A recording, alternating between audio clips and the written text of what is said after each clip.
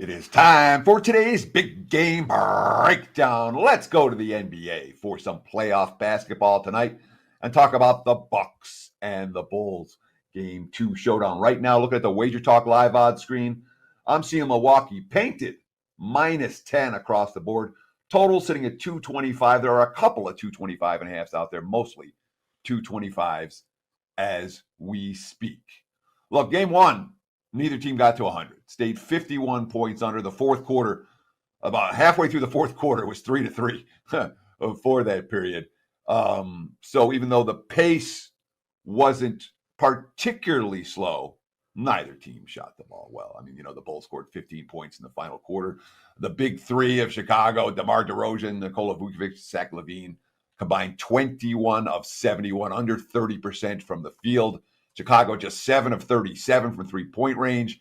Milwaukee struggled from three-point range as well. They didn't get to 100 either, and the game stays 51 points under. So what do we do for game 2? We've seen adjustment on the total. It was 230 in the opener. Now we're looking at 225.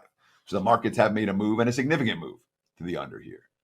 Is it enough? Is it appropriate? Well, the series is played 4-1 to the under this year. All 5 meetings were played in 2022. So nothing from back in October.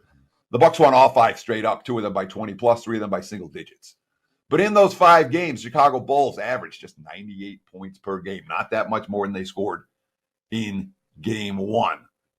And of course, it's a Chicago team that, again, we expect them to shoot a little bit better. We expect their three-point shooting to be a little bit better. But let's not forget, the 7 of 37 performance in three-point range was their worst performance since January, when they shot 18% from three-point range in a loss to Milwaukee. The Bucks match up well on the defensive end. But from a defensive standpoint, Chicago, first opponent to hold the Bucks under 100 points since January.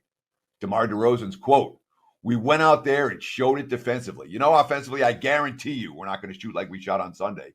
But games like this, you got to be able to rely on your defense to give you an opportunity to win."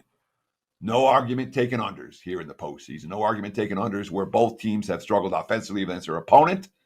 And even with a 5-point adjustment here, I don't think it's enough. Look for the Bucks and Bulls to stay under 225. There's your big game breakdown.